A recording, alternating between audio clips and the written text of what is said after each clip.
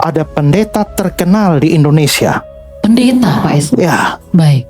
pengkhotbah, sudah almarhum memang. Apa yang dikatakan? Dia bilang tentang ibu, dan itu dia tulis di majalah gereja mereka dan dipublikasikan secara luas. Ini pendeta sejuta umat, dan pasti ada sejuta umat yang percaya kata-kata dia. Ya, ini dia bilang begini. Di waktu Maria Magdalena kedapatan berbuat zina, ia ditangkap oleh orang Yahudi dan dihadapkan pada Yesus. Jadi maksudnya dia adalah perempuan yang ditangkap berzina di Yohanes pasal 8, yang mana mereka suruh Yesus menurut hukum Taurat harus dilempar batu. Itu menurut pendeta ini itu adalah Anda. Orang ini didapati berzina, hukum Taurat menyatakan harus dilempar batu hingga mati.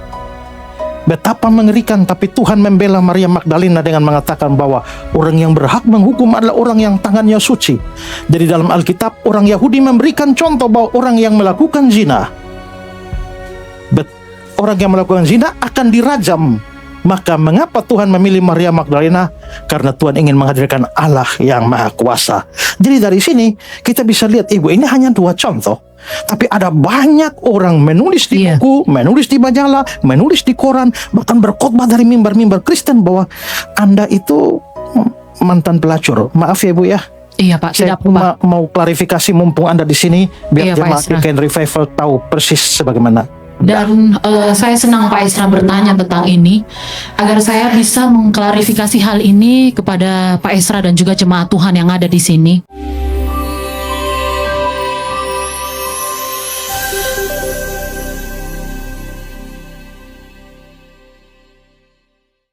Shalom.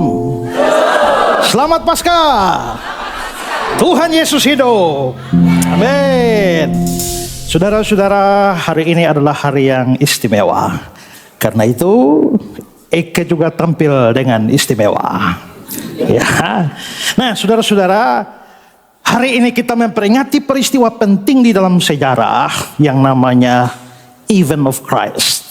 Dalam Event of Christ itu kita bisa melihat bahwa ada Kristus yang lahir, Kristus yang mati, Kristus yang bangkit, Kristus yang naik ke surga, dan pada akhirnya adalah Kristus yang datang kembali kali yang kedua. Nah, satu hal penting bahwa ini bukan dongeng. Ini bukan cerita legenda, tapi ini adalah kisah nyata. Kenapa? Salah satu hal penting itu adalah adanya saksi mata. Saudara, kalau saya bercerita, saudara tahu tidak bahwa kemarin ada ikan paus di Namusain keluar dan terbang sampai ke Pulau Semau. Percaya tidak? Ibu Sonya lihat langsung. Masih belum percaya? Ibu Lin lihat. Masih belum percaya? Ibu Erne lihat. Sekarang sudah mulai agak ragu. Begitu saya berikan 3 saksi mata, maka orang mulai ragu bahwa jangan-jangan itu bukan dongeng. Kalau begitu saudara, kesaksian saksi mata ini penting. Dan yang menarik dari peristiwa kebangkitan Kristus adalah saksi matanya banyak sekali. Di dalam hukum Taurat dibilang bahwa kesaksian satu orang tidak bisa dipercaya. Harus ada 2 atau 3 kesaksian. Berarti hukum Taurat memberikan minimal 2, maksimal atau minimal 2 atau 3 orang. Kalau begitu, sudah ada 2 saksi, perkara itu tidak diragukan. Apalagi ada 3. Dalam hukum pidana kita ada istilah bahwa unus testis nullus testis. 1 saksi bukan saksi. Jadi kalau saya berkata Pak Sony ini pembunuh, saksinya Ibu Sonya hanya 1 saksi. Unus testis nullus testis, 1 saksi bukan saksi.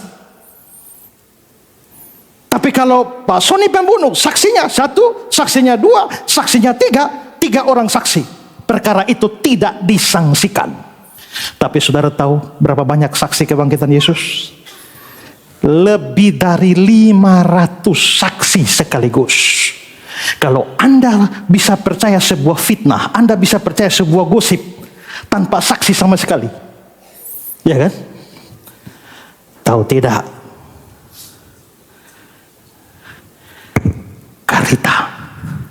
tidak, Pak Iksan sudah nikah yang kedua. Langsung bisa terpengaruh. Padahal tanpa saksi. Kalau kamu bisa percaya sebuah gosip tanpa saksi, kenapa kamu meragukan kebangkitan Kristus yang ada 500 saksi sekaligus? Maka kekuatan saksi mata ini menentukan Yesus betul-betul bangkit. Kalau lu tidak percaya, silakan lu wawancara. Dan salah satu yang mewawancara saksi-saksi itu adalah seorang tabib yang namanya Lukas. Yang kedua, bukan hanya jumlah saksi, tetapi kondisi para saksi. Karena kalau para saksi itu, misalnya saya bilang Pak Sony pembunuh, tapi saksinya Ibu Sonya, lalu orang tanya, Ibu Sonya siapa? Oh, sepupunya Pak Esra. Pantas. Ya. Kalau saksi ini orang saya, itu bisa diragukan. Tapi siapakah saksi-saksi kebangkitan Kristus? Pertama, ada orang-orang yang tidak pernah percaya dia sama sekali. Kedua, ada orang-orang yang sangat meragukannya seperti Thomas. Sebelum aku lihat, sebelum aku taruh tangan, tidak percaya. Saudara-saudara Yesus pun itu sama sekali tidak percaya, mereka anggap dia gila. Dan yang paling penting adalah salah satunya sangat memusuhi Yesus, yaitu Paulus. Bisakah mengajak orang-orang tidak percaya, lalu ditambah dengan seorang peragu, ditambah dengan seorang musuh Yesus untuk bersekongkol bikin berita dia telah bangkit? Mustahil. Kalau begitu kondisi mereka itu menentukan bahwa Yesus betul-betul bangkit. Yang ketiga adalah, mungkinkah mereka semua sedang terkena halusinasi, tiba-tiba saja dapat mimpi? Kalau omamu mati, sudah dikubur, hari ke-40 kau ke dapur mau cuci piring, lihat oma di pohon pisang. Bisa? Bisa. Tapi bisakah kau ajak oma berbicara? Bisakah ajak oma pergi bertemu orang lain? Bisakah ajak oma bikin syukuran? Makan-makan bersama? Tidak bisa. Tapi Yesus yang bangkit itu 40 hari dilihat, diraba, ajak makan bersama-sama, berbicara dengan dia. Itu bukan mimpi, itu bukan halusinasi. Itu betul-betul kebangkitan. Tapi jangan-jangan para muridnya sedang bikin konspirasi besar. Mereka sedang berbohong. Tapi anehnya, misalnya Petrus berbohong, Yesus tidak bangkit, tapi dia bilang Yesus bangkit. Habis itu dia gara-gara kesaksiannya dia dibunuh mati. Yohanes bikin kesaksian Yesus bangkit, habis itu dia dibuang ke Pulau Patmos. Andreas, semua rasul-rasul. Mungkinkah orang berbohong setelah itu dia rela mati demi kebohongan? Kalau saya meyakini sebuah kebenaran, saya rela mati demi kebenaran itu. Tapi kalau saya menciptakan kebohongan sendiri, setelah itu saya rela mati demi kebohongan itu kegilaan. Saudara tahu tidak?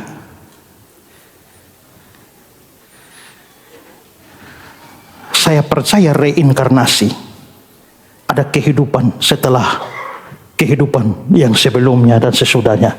Dan sekarang saya ini adalah hasil reinkarnasi. Saudara tahu saya siapa dulu? Napoleon Bonaparte.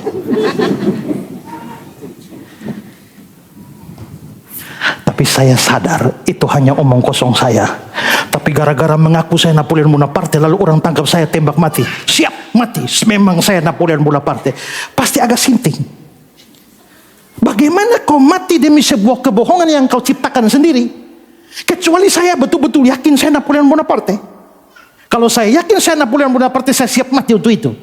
Tapi kalau saya yakin saya bohong, saya yang ciptakan kebohongan itu, mau mati demi kebohongan, itu sesuatu yang tidak masuk di akal.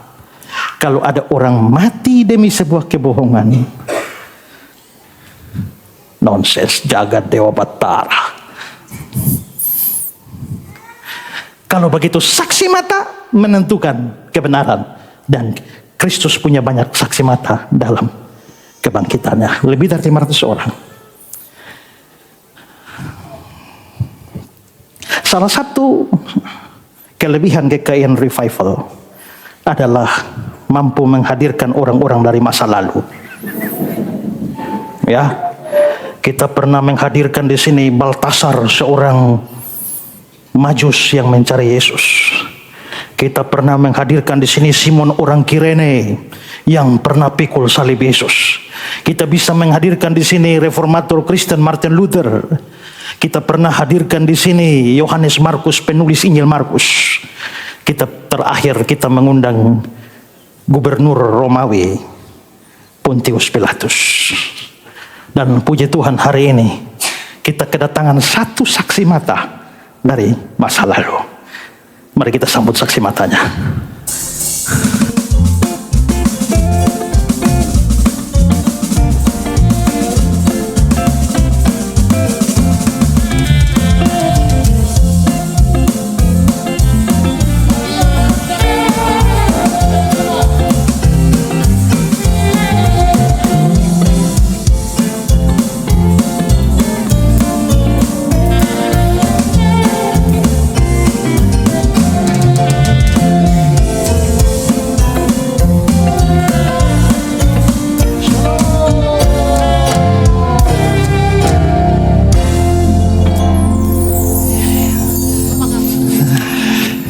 Shalom, selamat datang Ibu Maria. Shalom Pak Esra. Selamat Paskah buat Ibu Maria. Shalom jemaat Tuhan. Selamat Paskah juga untuk Pak Esra dan juga jemaat Tuhan yang hadir di sini. Kita bersuka cita hari ini ya. Ya, Ibu Maria, inilah GKN Revival. Kami biasa mengundang tamu-tamu spesial dari masa silam. Ya. Dan karena itu kami pernah mengundang juga beberapa kenalan Ibu Simon orang Kirene, pernah kami hadirkan di sini. Betul Pak. Ya, dan juga ya masih banyak yang lain, juga penulis Injil Markus pernah kami hadirkan. Betul. Dan dalam spesial Paskah 2026 kami menghadirkan Ibu Maria hadir di tengah-tengah kami, ya.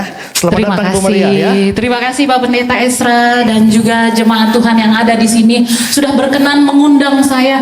Perjalanan saya ke sini memang cukup menegangkan dan penuh akan kendala. Karena sebagaimana Bapak Ibu ketahui sedang terjadi perang antara Israel dan Iran, sehingga pesawat ini delay cancel, tapi puji Tuhan hari ini saya bisa hadir di tempat ini dan merayakan Paskah bersama-sama dengan jemaat GKN Revival di sini. Ya, puji Tuhan. Sekali lagi tepuk tangan. Kami menyambut kehadiran Ibu Maria Magdalena. Silakan duduk Ibu. Iya Pak Esra, terima kasih. Tadi Pak Esra sudah menyampaikan bahwa memang banyak sekali teman-teman saya yang sudah sering hadir di sini, ya betul ya Pak Esra? Ya. Ini suatu kehormatan bagi saya karena jauh dari zaman saya hadir di tempat ini dan saya ingin menceritakan secara langsung kepada Bapak Ibu jemaat di sini mengenai bagaimana peristiwa kebangkitan Tuhan Yesus yang saya saksikan dengan mata saya pada waktu itu. Jadi teman-teman saya Pak Esra sudah menyampaikan kepada saya kalau di GKN Revival itu Ibu Maria spesialisnya mendatangkan tamu masa lalu. Jadi seperti yang tadi Pak Esra sampaikan, sudah ada Simon orang Kirene, kemudian ada Yohanes Markus, bahkan Pilatus yang terkenal susah diundang pun bisa dihadirkan oleh GKN Revival ya Pak Esra ya? Ya, itu memang spesifikasi kami. Kemarin saya melihat ada yang komentar, aneh juga ya, kenapa setiap kali ada tamu masa lalu yang datang Pak Esra selalu hilang? Pak Esra selalu ada di mana-mana. Iya betul. Ya, tapi kali ini spesial, Ibu Maria yang datang, Pak Esranya ada. Waduh, saya sangat merasa tersanjung. Terima kasih sekali lagi untuk sambutan yang hangat kepada saya Pak Esra dan jemaat GKN. Ya, oke jemaat sekalian, ini salah satu orang penting di dalam cerita kebangkitan Kristus karena dia saksi mata yang sangat menentukan, dan bahkan dari 500 saksi mata dia adalah saksi mata pertama dari peristiwa kebangkitan Kristus. Kita mau berbincang-bincang dengan dia tentang peristiwa paling penting, tapi orang bilang tidak kenal, tidak sayang. Karena itu jemaat mau menyayangi Ibu Maria. Karena itu kita perlu kenal Ibu Maria dulu. Ibu Maria, Iya, Pak setahu saya di dalam budaya Ibu, semua orang yang punya nama itu selalu punya arti. Kalau kami di sini nama-nama biasanya kami hanya berikan sembarangan saja. Ya, kadang-kadang kita kasih nama, kalau dia lahir bulan Januari kita kasih nama Januar. Kalau dia lahir bulan Februari kita kasih nama Febi. Oke. Kalau dia lahir bulan Maret kita kasih nama Marce. Kalau dia lahir bulan April kita kasih nama Aprilia. Aprianus. Dia lahir bulan Mei kita kasih nama Mei, Melina. Kalau dia lahir bulan Juni kita kasih nama Yuni. Juli, Yuli. Agustus, Agustinus, Agustina. Iya. September, Sepri. November, Novi. Desember, Desi. Kita biasa begitu. Biasa kalau orang lahir tanggal berapa kita kasih nama begitu. Tapi yang menarik dari budaya ibu orang Ibrani adalah semua nama itu biasa punya makna yang spesifik. Nah, Ibu Maria kalau boleh tahu, sebenarnya karena saya tahu bahwa di dalam budaya ibu nama itu gambaran diri, gambaran pribadi orang. Betul, selalu punya makna, Pak. Nah, kalau begitu kita mau dengar dulu. Apa sih arti nama ibu ini, Ibu Maria? Jadi Pak Esra dan jemaat Tuhan, untuk orang Yahudi, nama itu sangat penting. Jadi setiap nama orang Yahudi itu memiliki maknanya tersendiri. Nah, seperti saya, Maria, Pak Esra, saya memiliki nama Maria karena berasal dari bahasa Ibrani atau nama Ibrani Miriam. Dan Miriam ini berarti pahit atau kepahitan. Saya tunjukkan ayatnya ya Pak Esra. Kalau Pak Esra ingat apa yang dialami oleh bangsa Israel di padang gurun pada waktu itu, Keluaran 15 ayat 23, di situ disampaikan, sampailah mereka ke Mara, tetapi mereka tidak dapat meminum air yang ada di Mara itu karena pahit rasanya. Itulah sebabnya dinamai orang tempat itu Mara, atau dalam Alkitab bahasa Indonesia sehari-hari, lalu sampailah mereka di tempat yang bernama Mara, tetapi air di situ pahit sekali sehingga tidak bisa diminum. Sebab itu tempat itu disebut Mara yang artinya pahit. Jadi arti nama saya, Bapak Ibu Jemaat, adalah pahit atau kepahitan. Nah, arti kata pahit ini merupakan, atau Mara ini merupakan turunan dari Mariam atau Maria. Jadi benar-benar nama saya itu artinya pahit atau kepahitan, Pak Esra. Kita lihat lagi, kita bandingkan Pak Esra. Dalam Rut 1 ayat 20, di situ dikatakan, tetapi ia berkata kepada mereka, janganlah sebut aku Naomi, sebutlah aku Mara. Sebab yang Maha Kuasa telah melakukan banyak yang pahit kepadaku. Jadi arti nama saya itu memang pahit, Pak, atau kepahitan. Saya jadi ingat saudara-saudara, Naomi istri Elimelek, waktu dia tinggalkan Bethlehem pergi ke Moab, terlalu banyak suaminya, anaknya mati semua, hidupnya buruk. Maka waktu dia pulang ke tanah Bethlehem, dia bilang, jangan panggil aku Naomi, hanyalah si Mara namaku, karena yang Maha Kuasa telah berbuat banyak yang pahit dalam hidupku. Berarti pahit itu gambaran penderitaan, gambaran kesukaran, kesulitan. Ibu, berarti ibu ini banyak kepahitan enggak? Ya. Kenapa? Sebenarnya setahu saya ada satu kata bahasa Ibrani yang artinya manis. Itu adalah matok. Matok, betul. Matok itu artinya manis, betul. Mara itu artinya pahit. Kenapa ibu tidak pakai nama matok saja, tapi Maria? Oh iya betul ya Pak Esra. Padahal kalau dilihat dari wajah saya saja sudah kelihatan manis ya Pak. Ya. Tidak sesuai sama nama saya. Matok ya, bukan metok ya. Oh matok, iya. Baik, bukan saya yang bilang ya. Jadi Pak Esra dan jemaat Tuhan, mengapa saya diberi nama Mara atau Maria ini? Sebenarnya kita tidak bisa memilih nama kita. Seperti Pak Esra dan juga jemaat Tuhan yang hadir di sini, kita terlahir dengan nama yang diberikan oleh orang tua. Kita tidak bisa memilih atau memilih siapa kita akan lahir atau dengan nama apa kita akan lahir. Misalkan Pak Esra penggemar berat Valentino Rossi, lalu Pak Esra memilih nama Valentino Rossi ketika lahir, tidak mungkin, karena orang tua lah yang memberikan nama itu Pak Esra. Tapi Nama itu seperti yang saya katakan tadi bahwa dalam budaya kami orang Yahudi, nama memiliki makna yang sangat kuat.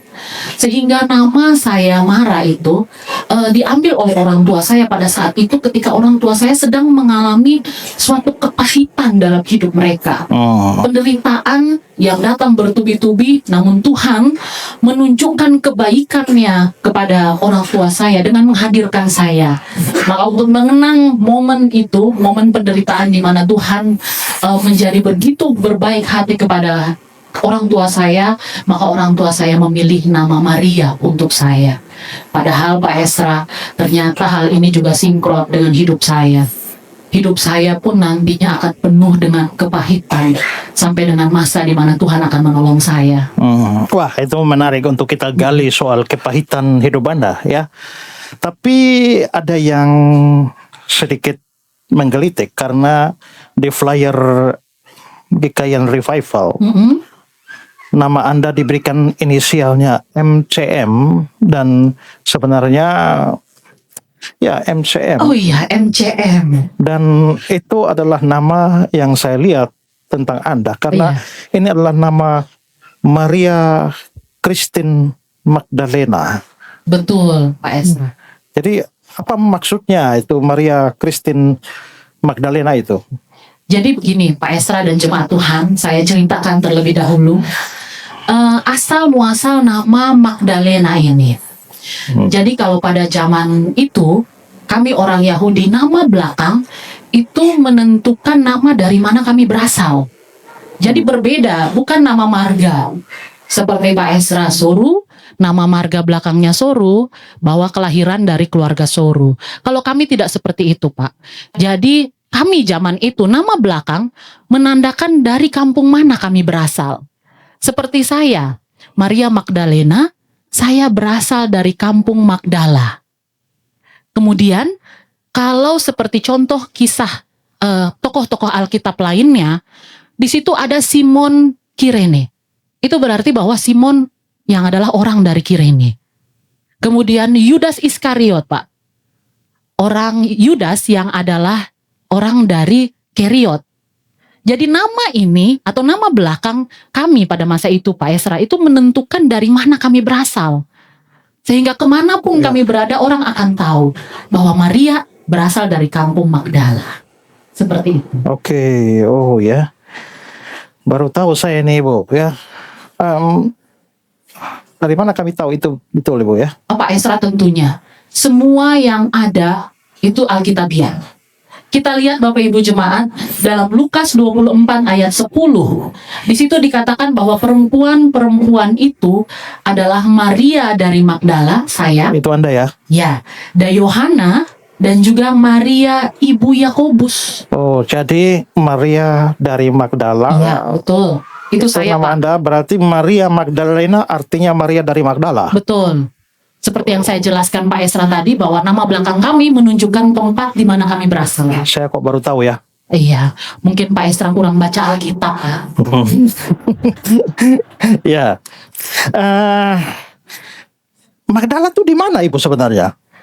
Magdala itu adalah sebuah kampung atau kota kecil yang terletak di sebelah Danau Galilea. Oh. Jadi di sebelah Danau Galilea itu Pak Esra ada sebuah kota kecil yang disebut Magdala atau biasa juga disebut dengan Magadan. Jadi Magdala dan Magadan ini adalah tempat yang sama. Begitu. Nah, Pak Esra di tempat kami di Magadan ini itu merupakan kota di tepi laut atau tepi Danau Galilea, sehingga sebagian besar masyarakat yang ada di Magadan atau Magdala ini kehidupannya bersumber dari nelayan atau pedagang ikan. Kampung nelayan ya? Betul. Namosain ya? Iya, kalau di sini seperti Namosain lah, Pak. Ah ya, ya.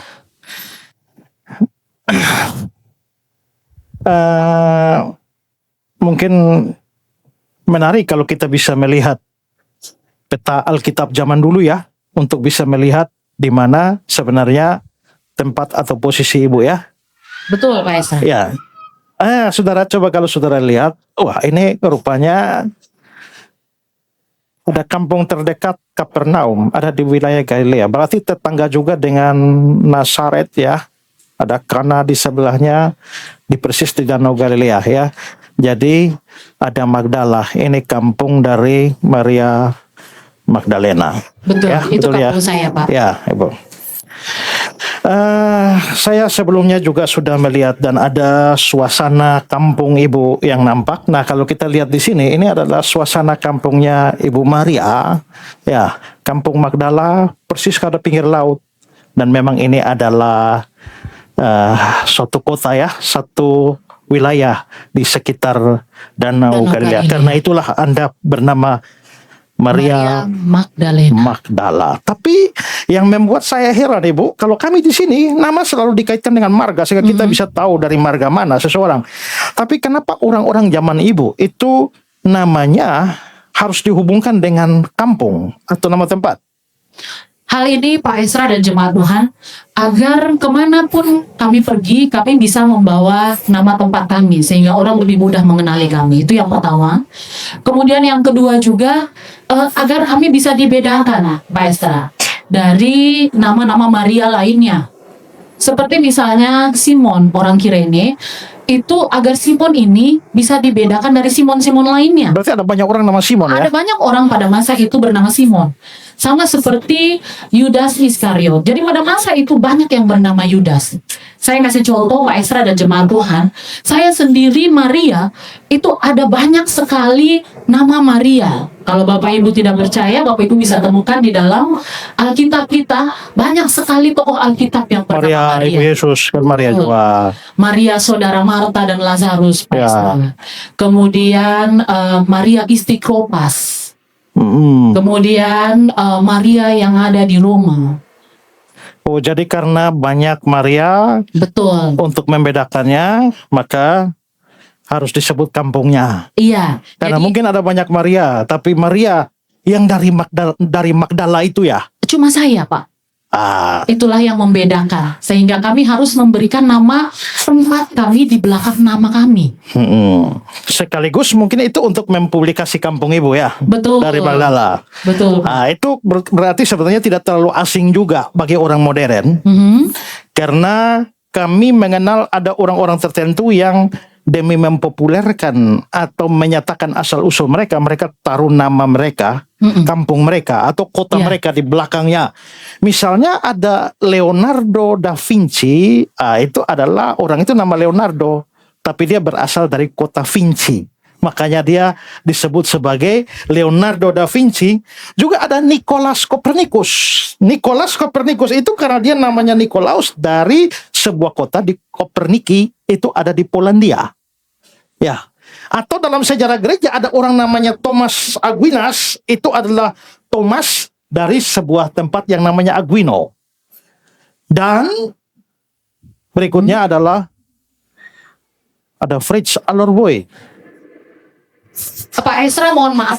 Siapa ini Fritz Alorbui, Pak? Saya baru mendengar. Fritz Alorbui ini adalah boy dari Alor. Boy Alor. Jadi dia menaruh Alor di belakang namanya untuk supaya dia kemana-mana orang tahu bahwa dia adalah orang Alor. Sekaligus mempublikasikan kealorannya. Ini persis seperti saya ini. Ya. Persis. Nah, jadi kalau begitu dengan seperti contoh-contoh tadi, maka dengan Anda bernama Maria dari Magdala, maka kemana saja Anda pergi, Anda mempublikasikan kampung Magdala. Gara-gara Anda, semua orang di dunia ini tahu kampung Magdala. Coba kalau Anda tidak pakai nama Magdala di belakang, Magdalena di belakang, orang semua mungkin dunia tidak mereka pernah. tidak akan tahu bahwa ada sebuah kota kecil di tepi Danau Galilea yang bernama Magdala. Oh ya. Nah, tapi Pak Esra, saya kurang puas akan nama ini sebenarnya. Kenapa Ibu? Karena memang kemanapun saya pergi, memang orang akan tahu bahwa saya adalah Maria yang berasal dari kampung Magdala. Ya. Tapi orang tidak tahu siapa Tuhan saya dan siapa yang saya ikuti, siapa yang telah menolong saya. Sehingga saya menaruh nama Christine di depan nama Magdalena. Dan kalau Pak Esra bisa lihat di KTP saya, boleh ditampilkan KTP saya? Iya, jadi zaman itu kami sudah punya KTP, Bapak Ibu Jemaat. Seperti inilah, ini foto saya waktu masih muda, air-air Bang. Sekarang sudah tua babatu. Jadi inilah KTP saya pada zaman itu. Dan di KTP saya tertulis Maria Christine Magdalena. Dan saya ingin kemanapun saya pergi, orang tahu siapa Tuhan saya. Dan saya dengan bangga melalui nama saya menyatakan bahwa saya adalah pengikut Kristus. Jadi Anda kemana saja bukan hanya bawa Magdalanya, Betul, tapi bawa Kristusnya. bahwa Kristusnya. Dan menarik sekali, apa ini disengaja bahwa Kristinnya ditempatkan di depan Magdala Iya, untuk menunjukkan Kristus lebih utama dari kampung Anda. betul. Sehingga orang akan mengenal saya, Maria, pengikut Kristus yang berasal dari kota Magdala. Amazing. Tepuk Seperti tangan. itu. Jadi Ya. nama saya betul-betul punya arti ya Pak Estra dan jemaat Tuhan. Ini KTP Romawi ya. KTP Romawi Bu. Ini di sini Bapak bisa lihat. Negaraan. Iya betul. Agama saya Yahudi. Kemudian pekerjaan saya sekarang adalah penginjil. Tapi Yahudi Kristen ya. Betul. Oke. Tapi mohon maaf, saya mau tanya sesuatu yang tolong jangan tersinggung. Ya. Boleh Pak Estra, tidak apa-apa. Begini Ibu. Benarkah Ibu dulunya seorang pelacur? Soalnya begini Ibu, kenapa saya tanya? Karena cukup beredar luas di dalam kalangan Kristen. Bahkan ada orang-orang pendeta sekalipun itu mengatakan bahwa latar belakang Anda dulu adalah seorang pelacur. Dan saya pernah membaca di dalam koran lokal kami di Kupang. Itu sudah agak lama, tapi saya menyimpannya karena saya penasaran. Nah, coba kita lihat, ini salah satu tulisan di koran Timor Express. Ya, dalam Injil Yohanes ditulis bahwa pada awal kebangkitan Kristus, Maria Magdalena adalah saksi dan pewarta pertamanya. Maria Magdalena adalah wanita yang dikenal sebagai seorang pelacur sebelum ia bertemu dengan Yesus dan bertobat. Bayangkan Ibu, ini dimuat di koran lokal, berarti dipublikasikan di seluruh Timor bahwa Anda adalah mantan pelacur. Tapi bukan cuma itu. Ada pendeta terkenal di Indonesia. Pendeta Pak Esra. Ya, Baik. pengkhotbah, sudah almarhum memang. Apa yang dikatakan? Dia bilang tentang Ibu, dan itu dia tulis di majalah gereja mereka dan dipublikasikan secara luas. Ini pendeta sejuta umat, dan pasti ada sejuta umat yang percaya kata-kata dia. Ya, ini dia bilang begini. Di waktu Maria Magdalena kedapatan berbuat zina, ia ditangkap oleh orang Yahudi dan dihadapkan pada Yesus. Jadi maksudnya dia adalah perempuan yang ditangkap berzina di Yohanes pasal 8, yang mana mereka suruh Yesus menurut hukum Taurat harus dilempar batu. Itu menurut pendeta ini, itu adalah Anda. Orang ini didapati berzina, hukum Taurat menyatakan harus dilempar batu hingga mati. Betapa mengerikan, tapi Tuhan membela Maria Magdalena dengan mengatakan bahwa orang yang berhak menghukum adalah orang yang tangannya suci. Jadi dalam Alkitab, orang Yahudi memberikan contoh bahwa orang yang melakukan zina, akan dirajam. Maka mengapa Tuhan memilih Maria Magdalena? Karena Tuhan ingin menghadirkan Allah yang Maha Kuasa. Jadi dari sini kita bisa lihat Ibu, ini hanya 2 contoh. Tapi ada banyak orang menulis di buku, menulis di majalah, menulis di koran, bahkan berkhotbah dari mimbar-mimbar Kristen bahwa Anda itu mantan pelacur. Maaf ya Ibu ya.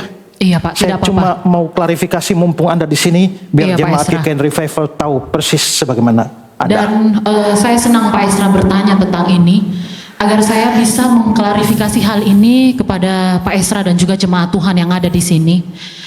Ini memang kesalahan yang sudah lama sekali berlangsung dan menyebar sampai dengan saat ini. Buat saya Pak Esra, ini fitnah. Ini fitnah buat saya.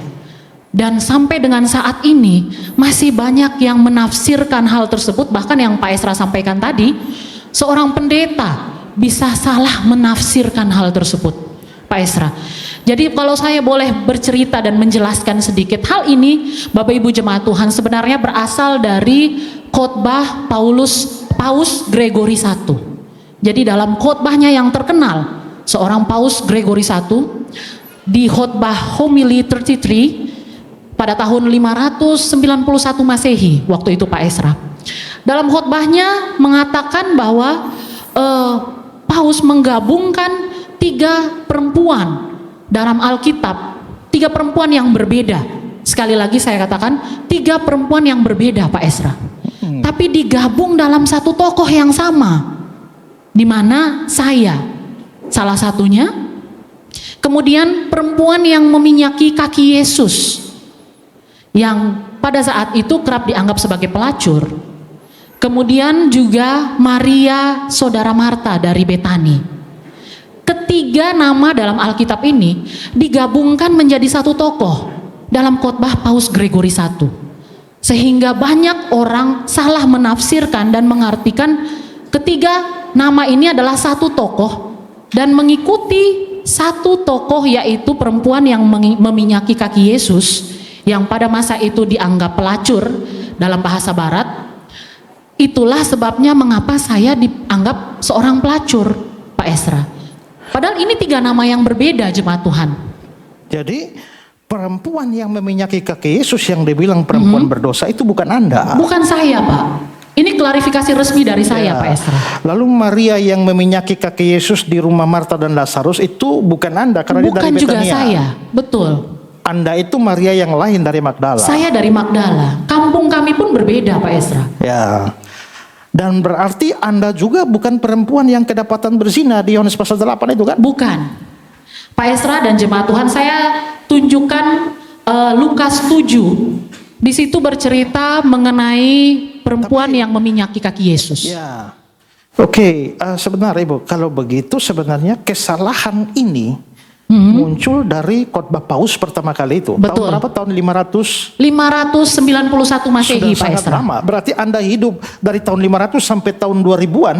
Betul. Dan orang tetap menganggap Anda adalah pelacur. Saya hidup dengan fitnah itu selama ini. Tapi sebagaimana Tuhan Yesus mengampuni saya, Pak Esra, saya mengampuni mereka semua yang memfitnah saya. Berarti Paus pun bisa salah ya? Betul. Padahal sekian lama kami tahu Paus punya karunia tidak bersalah. Infallibility of the Pope. Tapi ternyata Paus bikin salah. Kesalahan mentafsir, Pak. Dan kesalahannya berujung panjang sampai bahkan hampir lebih dari 1000 tahun ya. Fitnah ini menyebar. Karena itu saudara hati-hati kalau saudara menyebutkan sesuatu yang saudara sendiri tidak tahu pasti. Fitnah itu menyebar begitu panjang dan terlihat walaupun mungkin tidak disengaja, tapi Ibu Maria menjadi korban fitnah tidak disengaja itu. Ya, sehingga Betul, akhirnya malah dunia Kristen itu mengenal Anda sebagai mantan pelacur. Ya walaupun dibilang mantan, tapi kan juga kurang bagus juga. Ya, kesan itu menempel ya, Pak Esra. Ya, nah karena itu kita hari ini jadi tahu Ibu Maria bukan perempuan, mantan perempuan pelacur ya. Bukan. Nah kalau memang ibu bukan sosok seperti itu, sebenarnya ibu ini siapa? Dan bagaimana ibu ceritanya sampai ibu jadi murid Tuhan Yesus itu ya? Ya. Pak Esra dan jemaat Tuhan, sebenarnya saya ini hanyalah seorang perempuan biasa yang berasal dari kampung Magdala di tepi Danau Galilea. Tapi kisah hidup saya ini dimulai dari kepahitan yang saya alami ketika saya berumur 17 tahun, Pak. Pada masa itu saya dirasuki oleh 7 roh jahat sekaligus, Pak Esra. Jadi bukan 1, 7 roh jahat sekaligus. Wow, kalau dirasuki 1 roh jahat, 1 setan saja, itu sudah kesetanan Ibu ya. Betul, Pak. Apalagi 7, Pak. Luar biasa itu ya. Sangat kesetanan, Pak, waktu itu. Ya. Dari mana Ibu tahu bahwa Ibu dirasuki oleh 7 roh jahat? Jadi begini Pak Esra dan jemaat Tuhan, waktu itu pada masa saya hidup di zaman itu 7 itu untuk menunjukkan suatu angka kesempurnaan, Pak. Jadi angka kesempurnaan yang juga menandakan angka kepenuhan. jadi angka yang tinggi sekali untuk menunjukkan kondisi saya waktu itu Pak Estra. Karena pada saat itu kerasukan saya itu bukan kerasukan biasa, bukan lagi seperti orang yang kerasukan biasa-biasa saja, tapi over kerasukan Pak. Sehingga untuk menggambarkan bagaimana parahnya kerasukan saya pada waktu itu, saya disebut oleh tetangga dan orang-orang masa itu, saya kerasukan 7 roh jahat, untuk menggambarkan betapa sempurnanya kerasukan saya. Berarti belum tentu pasti ada 7 roh ya. Betul. Bisa jadi lebih dari 7 roh. Betul Pak Estra. Karena kita tahu di Alkitab juga ada orang yang kerasukan, lalu ditanya, siapa namamu? Oh, Legion. Legion itu artinya 6.000. Berarti ada orang bisa kerasukan 6.000 setan, tapi dalam bahasa simbolis dibilang kerasukan 7 roh jahat. Betul Pak. Bisa jadi Anda dirasuk oleh 6.000 setan kalau Kemungkinan, Pak aslinya. Iya. Nah, waktu Anda dirasuk seperti itu dari setan sebanyak itu bagaimana itu hidup Anda? Kondisi Anda tuh bagaimana? Jadi Pak Estra, pada waktu itu kehidupan saya memang sangat kacau sekali. Tentunya Bapak Ibu jemaat juga tahu bagaimana tampilan orang yang kerasukan setan. Kadang emosinya menjadi tidak stabil Pak, kemudian kadang juga menjadi galau dan muncul rasa takut yang tidak jelas alasannya apa. Begitu. Jadi kondisi saya waktu itu memang parah sekali. Dan pada waktu itu Pak Estra, dalam kondisi saya yang seperti itu, saya bertemu dengan Yesus. Di mana masa hidup saya yang saya kehilangan harapan dalam hidup, di mana orang pergi meninggalkan saya, mereka menjauh. Bapak Ibu jemaat Tuhan pasti tahu, kalau kita bertemu dengan orang gila di jalan, tidak ada dari kita yang mungkin mau pergi menolong dia, jarang sekali. Yang ada kita menghindar dia Pak, kita menjauh dari dia, karena kita takut juga dengan dia. Kita melihat orang ini emosinya tidak stabil, sepertinya gangguan jiwa. Orang cenderung menjauhi saya Pak masa itu. Dan itu membuat Anda sangat menderita ya? Itu membuat saya sangat menderita. Tapi Pak Esra dan jemaat Tuhan, di balik penderitaan itu sebenarnya yang paling membuat saya tersiksa itu adalah rasa kesepian saya Pak. Jadi bagaimana saya ditinggalkan pada masa itu, saya dijauhi, keluarga, tetangga, kerabat meninggalkan saya, menjauhi saya karena merasa saya sudah bukan orang yang sama lagi. Dan dalam kesepian saya itu Pak Estra, saya bertemu dengan Yesus. Oke, sebelum kita berbicara bagaimana Anda bertemu Yesus, mungkin kita mau menggali lebih banyak tentang kondisi Anda lebih dahulu. Ya, jadi pasti Anda sangat-sangat menderita ya. Betul. Saya teringat ada orang kerasukan setan dan dikatakan dia sangat menderita. Di dalam Matius pasal 15 ayat yang ke-22. Maka datanglah seorang perempuan Kanaan dari daerah itu dan berseru, kasihanilah aku ya Tuhan anak Daud, karena anakku perempuan kerasukan setan dan sangat menderita. Ini menunjukkan bahwa orang kerasukan setan itu sangat menderita. Dan di dalam catatan Alkitab kita bisa melihat bahwa orang-orang kerasukan setan itu bukan hanya menderita, tapi mereka bisa menjadi sangat berbahaya. Di dalam Lukas pasal 8 ayat 29 dikatakan ada orang yang kena kerasukan roh jahat, karena sering roh itu menyeret-nyeret dia, maka untuk menjaganya dia dirantai dan dibelenggu, tapi dia memutuskan segala pengikat itu. Kekuatannya menjadi luar biasa, bisa memutuskan rantai-rantai. Dalam Matius 8 ayat 28 dikatakan orang kerasukan sangat berbahaya sehingga tidak seorang pun yang berani melalui jalan itu. Jadi ini yang sama seperti dikatakan tadi, tidak ada orang berani mendekat. Juga di dalam Kisah Rasul 19 ayat 16 ada orang kemasukan setan melompat dan menerkam mereka dengan ganas sekali, sampai mereka lari dari rumah itu dengan luka-luka dan dengan telanjang karena pakaian mereka dicabik dari badan mereka. Ini saudara, kalau sudah ketemu orang kerasukan setan sebaiknya menghindar ya, karena modelnya seperti ini. Dan biasanya orang kerasukan setan itu tidak mau tinggal di rumah ya. Di dalam Lukas pasal 8 itu dibilang bahwa orang yang dirasuk setan-setan dan tidak tinggal dalam rumah tapi dalam pekuburan, dan dia dihalau oleh setan itu ke tempat-tempat yang sunyi. Lalu juga di Matius 8 itu dia bilang, datanglah dari pekuburan 2 orang yang kerasukan setan. Jadi rupanya orang kerasukan setan suka tempat sunyi, sering dibawa ke kuburan. Kadang-kadang mereka bisa berteriak-teriak dengan sangat histeris. Dalam Lukas 4 dikatakan, di dalam rumah ibadah ada seorang yang kerasukan setan dan dia berteriak dengan suara keras. Bahkan bisa jadi mereka menjadi telanjang dan tidak berpakaian. Di Lukas pasal 8.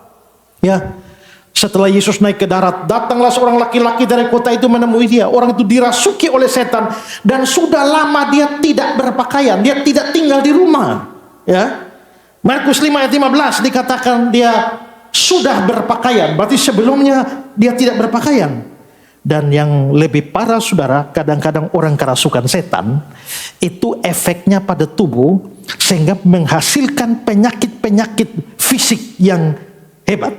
Misalnya di Matius 4 ayat 24. Ya, dibilang tersiarlah berita tentang dia, dibawalah kepadanya orang yang buruk keadaannya, yang menderita pelbagai penyakit dan sengsara, yang kerasukan, yang sakit ayan. Ada orang kerasukan.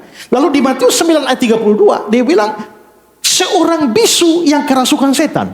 Berarti ketika seorang dirasuk setan itu bisa bikin dia bisu. Dia menjadi tidak bisa berbicara lagi. Di Matius 12 ayat yang ke-22 dia bilang ada seorang yang kerasukan setan, orang itu buta dan bisu. Berarti setan bisa bikin orang itu menjadi buta, tidak melihat dan tidak bisa berbicara. Dan di Lukas 13 ayat yang ke-11 ada orang dirasuk roh sehingga dia sakit sampai bungkuk punggungnya dan tidak dapat berdiri tegak. Dan lebih parah lagi, setan suka menyeret-nyeretnya tanpa dia bisa kendalikan. Di Lukas 8. Karena sering roh itu menyeret-nyeret dia. Ya. Roh jahat bisa menyeret orang yang dirasuknya. Lukas pasal 9. Setan itu membantingnya ke tanah dan menggoncang-goncangkannya. Ya. Jadi bisa terbanting sampai goyang-goyang. Busa keluar dari mulutnya ya. Di Markus 9. Roh membantingnya ke tanah, lalu mulutnya berbusa, giginya berkeretakan, dan tubuhnya menjadi kejang. Itu gambaran Alkitab tentang orang kerasukan. Karena itu saudara, kalau sampai Ibu Maria ini kerasukan setan yang begitu banyak, ya kira-kira gambarannya begitu ya Ibu ya. Persis seperti itu Pak Estra. Memang pada saat saya kerasukan saya tidak sepenuhnya sadar akan apa yang saya alami, tapi Pak Estra sudah menampilkan bukti-bukti secara alkitabiah, maka saya tegaskan seperti itulah kondisi saya pada waktu itu, sehingga begitu pahit hidup saya Pak Estra, saya sangat menderita. Kalau Pak Estra boleh tunjukkan, saya sudah menampilkan foto-foto di mana saya kerasukan pada waktu itu. Seperti ini kira-kira gambaran yang Pak Estra tampilkan ini, beserta dengan penjelasan Alkitabiah yang tadi Pak Estra sampaikan. Betapa mengerikannya hidup Anda ya. Iya Pak, sangat menderita dan ini kepahitan yang paling besar dalam hidup saya Pak. Lalu bagaimana Anda bisa bebas dari semua ini? Pak Estra dan jemaat Tuhan, saya pada waktu itu dalam perjalanan saya, ketika saya di kota atau di kampung halaman saya, Magdala, di situ saya bertemu dengan Tuhan Yesus. Dan pada saat saya bertemu dengan Tuhan Yesus itu kondisi saya sedang tidak baik-baik saja. Kalau Pak Estra lihat seperti yang digambarkan tadi, dalam kondisi seperti itu Pak, dalam kehancuran saya, dalam kondisi yang begitu mengerikan, yang mana orang mungkin merasa bahwa saya ini tidak punya harapan lagi akan masa depan saya. Dan saat terendah dalam hidup saya itulah saya berjumpa dengan Yesus. Saya masih ingat Pak Esra waktu itu ketika saya berjumpa dengan Yesus, tatapan Yesus kepada saya itu bukanlah seperti tatapan yang menghakimi, yang ingin menghakimi saya seperti sebagaimana orang menghakimi saya karena kondisi saya. Tapi Yesus melihat saya pada waktu itu bukan seperti sampah yang harus dibuang dari masyarakat, tetapi sebagai seorang manusia yang harus dipulihkan. Saya merasa tatapan Tuhan Yesus pada waktu itu kepada saya seperti tidak ingin menghakimi saya, Pak Esra, tapi ia ingin menyelamatkan saya dari kepahitan dan kehidupan saya pada waktu itu. Dan saat itu ketika saya berjumpa dengan Yesus, Tuhan Yesus menyembuhkan saya dengan bilur-bilur kasih-Nya, dengan karunia-Nya. Ia menyembuhkan saya dan melepaskan saya dari rantai yang membelenggu saya selama itu. Bayangkan Pak Esra, sejak 17 tahun saya terbelenggu dengan penderitaan itu. Saya dibuang oleh keluarga, oleh masyarakat dan tetangga saya. Lalu saya berjumpa dengan Yesus yang melihat saya dari sudut pandang yang berbeda, bahwa saya adalah manusia yang harus dipulihkan, dan dengan kasih karunia-Nya Ia membebaskan saya. Wow. Mari kita beri tepuk tangan buat Tuhan Yesus. Dia yang mampu melepaskan seorang Maria yang kerasukan begitu banyak setan. Dia pun mampu melepaskan kita, dan lebih-lebih dia melepaskan kita dari belenggu dosa. Sebagaimana Maria mengalami kasih Tuhan. Dulu dia sangat jauh dari Tuhan, tapi Tuhan tolong dia, Tuhan pulihkan, Tuhan bangkitkan dia. Wow, Ibu Maria, kayaknya lagu ini cocok dengan pengalaman Anda ya. Iya Pak Esra, saya sangat sedih sekali kalau mengingat bagaimana Tuhan menolong saya pada masa itu, dari kepahitan hidup saya, dan begitu banyak penderitaan yang saya alami, terlepas ketika Tuhan menolong saya. Dan Pak Esra dan jemaat Tuhan, ketika saya ditolong oleh Tuhan Yesus pada masa itu, saya merasa bahwa hidup saya bukan lagi untuk saya sendiri. Dan hidup saya pada waktu itu, saya berjanji untuk melayani Tuhan. Karena kalau hari itu, masa itu, pada waktu kepahitan itu, Tuhan tidak menolong saya akan tenggelam selamanya dalam kegelapan hidup saya. Dan ketika Tuhan tolong, pertama kalinya dalam hidup saya lihat cahaya yang begitu terang, yang menolong saya dan memberikan kelegaan bagi saya. Haleluya. Jadi setelah Anda dipulihkan dan disembuhkan, apa Iya, yang Pak Anda Esra. lakukan setelah itu? Pada waktu itu Pak Esra, ketika saya dipulihkan oleh Tuhan, saya pulang ke kampung halaman saya, Pak. Sampai di Magdala, saya berdoa, saya bergumul, apa yang harus saya lakukan agar saya, terima kasih Pak Esra, saya merasa terharu sekali ketika Tuhan menolong saya. Saya pulang ke kampung halaman saya di Magdala, dan ketika sampai di Magdala, saya berdoa, lalu saya bergumul dan meminta kepada Tuhan untuk membukakan jalan. Saya ingin membalas bagaimana kebaikan Tuhan dalam hidup saya. Saya ingin melayani Tuhan.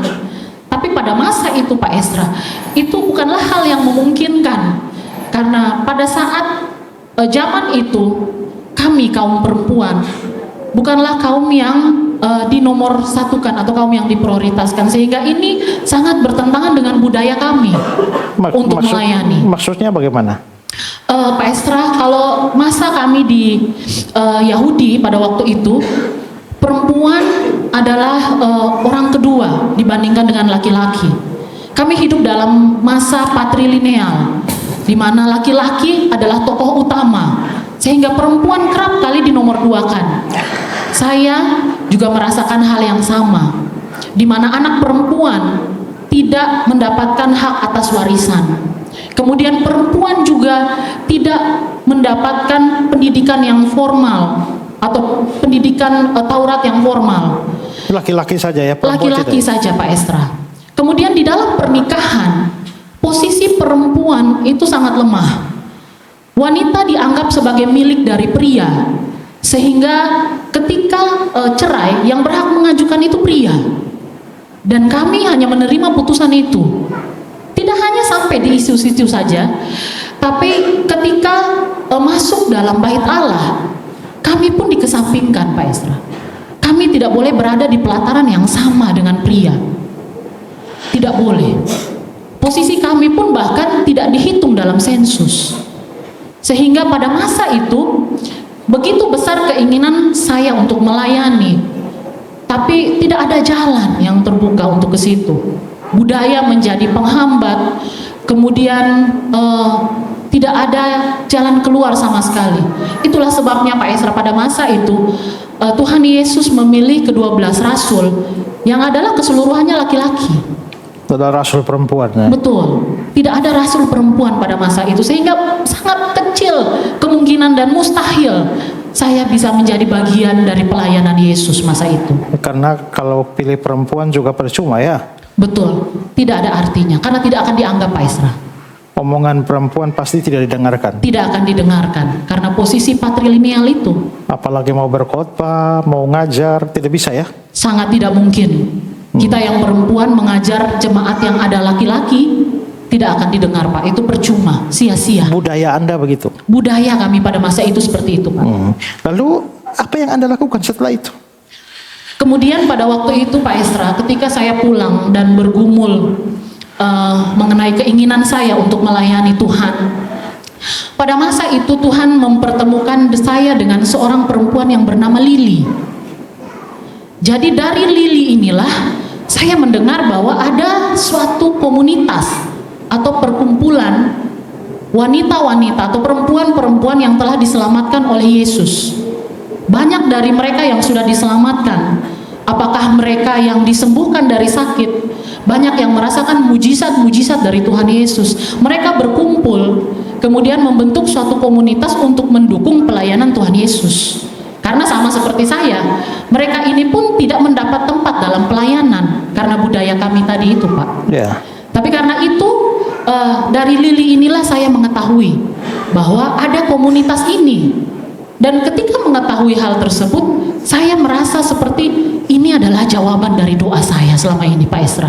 Kerinduan saya untuk melayani Tuhan Yesus akhirnya terjawab. Lili ini siapa? Lili ini Pak Esra salah seorang wanita atau perempuan yang juga diselamatkan oleh Tuhan Yesus pada waktu itu. Nah, Lili ini nama aslinya sebenarnya adalah Susana dalam bahasa Yunani. Kemudian Lili menikah dengan seorang berkebangsaan Romawi dan suaminya kerap kali memanggil dia dengan nama Latin Lili, sehingga Lili ini adalah Susana. Saya tunjukkan ayatnya Pak Esra.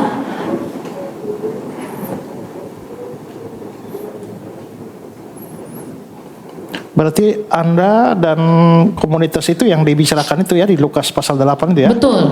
Ya. Jadi kami dan komunitas kami itu melayani Tuhan dengan kemampuan kami Pak. Jadi kalau kemampuan kami sebagai seorang wanita, tapi kami juga melayani dengan secara finansial. Jadi kemampuan kami melayani itu kami imbangi dengan kemampuan finansial. Oke, tadi Anda sebutkan Pak Esra, kalau kita lihat dalam Lukas 8 ayat 3, di situ disampaikan bahwa perempuan-perempuan ini melayani rombongan itu dengan kekayaan mereka. Jadi kami melayani dengan kekayaan kami Pak Esra. Kalau kita lihat juga dalam Lukas 8 ayat 1 sampai 3, tidak lama sesudah itu Yesus berjalan berkeliling dari kota ke kota, dari desa ke desa, memberitakan Injil Kerajaan Allah. Ke-12 muridnya bersama-sama dengan dia, dan juga beberapa orang perempuan yang telah disembuhkan dari roh-roh jahat, yaitu kami, dan dari berbagai penyakit, yaitu komunitas kami. Di antaranya Maria yang disebut Magdalena, saya sendiri, ya. Kemudian yang telah dibebaskan dari roh jahat itu Yohana istri Kusa, bendahara Herodes. Yohana ini adalah ketua kami Pak Esra. Oke.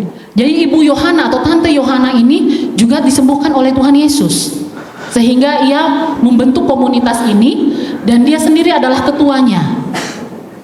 Susana dan banyak perempuan lain yang perempuan-perempuan ini melayani rombongan dengan kekayaan mereka. Nah, Susana ini yang seperti saya sampaikan tadi Pak Esra, si Lili. Lili ini adalah Susana. Nama Latinnya Lili ya? Betul. Jadi karena suaminya berkebangsaan Romawi, maka suaminya kerap memanggil dia dengan nama Lili atau nama Latin. Dan di situ dibilang bahwa ada perempuan-perempuan ada banyak perempuan lain. Berarti komunitas Anda cukup besar ya? Cukup banyak. Di bawah koordinasi Tante Yohana itu. Tante Yohana, betul. Ya. Jadi komunitas ini Pak Estra, perempuan-perempuan yang telah disembuhkan ini kita bersatu padu. Karena tentu saja kita tidak bisa masuk dalam pelayanan, tapi kami menemukan satu cara, yaitu kami mendukung pelayanan Yesus melalui apa yang kami punya. Tentu saja kalau tadi Pak Estra lihat ada Tante Yohana, ketua kami. Tante Yohana ini orang kaya Pak Estra, karena suaminya adalah pejabat atau bendahara dari Raja Herodes, sehingga dia kaya sekali. Dan dari dukungan finansial dia, kami pun tersentuh untuk memberikan dukungan finansial. Dengan kekayaan yang kami punya, ada tanah, warisan, dan harta kami jual semuanya, lalu kami pakai itu untuk mendukung pelayanan Yesus. Termasuk Anda juga? Termasuk saya. Saya menjual harta warisan saya Pak Esra, kemudian uang itu saya pakai untuk mendukung pelayanan. Dan pelayanan yang kami lakukan pada masa itu Pak Esra dan jemaat Tuhan, mungkin kami tidak bisa berbicara atau tidak bisa menyampaikan kabar baik seperti halnya para rasul, karena kami perempuan, kami tidak akan didengar. Tapi pada waktu itu kami memberikan dukungan sebagaimana kami bisa sebagai perempuan. Kami mencuci, kami menyiapkan makanan dalam pelayanan, dan kami menyiapkan tempat peristirahatan bagi para rasul dan Tuhan Yesus. Bahkan tidak jarang kami juga menyiapkan bekal ketika para rasul hendak berangkat ke tempat pelayanan. Itulah yang bisa kami lakukan pada waktu itu Pak Esra, bersama dengan kumpulan-kumpulan kelompok kami. Berarti kalian membuat tidak bisa berkhotbah, tidak bisa langsung mengajar orang, tapi kalian memberikan dukungan finansial, makan minum dan lain sebagainya. Betul. Ya. Berarti boleh dibilang kalian sangat berjasa ya buat pelayanan Tuhan Yesus. Kalau dibilang berjasa Pak Esra dan jemaat Tuhan, mungkin tidak, tapi sebenarnya apa yang kami lakukan atau pelayanan kami ini, kami lebih menganggapnya seperti suatu kasih karunia dari Tuhan, di mana kami yang tadinya bingung apa yang harus kami lakukan untuk melayani Tuhan, tapi ada satu cara yang kami dapatkan dan kami merasa itu adalah kasih karunia dari Tuhan, sehingga kami pun ikut bisa masuk dalam pelayanan tersebut Pak, dengan memberikan apa yang kami bisa. Sebab siapakah kami Pak Esra, karena kami melayani seseorang, kami memberi makan jemaat yang bahkan dia sendiri mampu memberi makan 5.000 orang hanya dengan 5 roti dan 2 ikan. Lalu siapakah kami yang memiliki kekayaan dan uang, sedangkan Tuhan Yesus sendiri mampu mendatangkan uang lewat mulut ikan. Saya tunjukkan buktinya Pak Esra.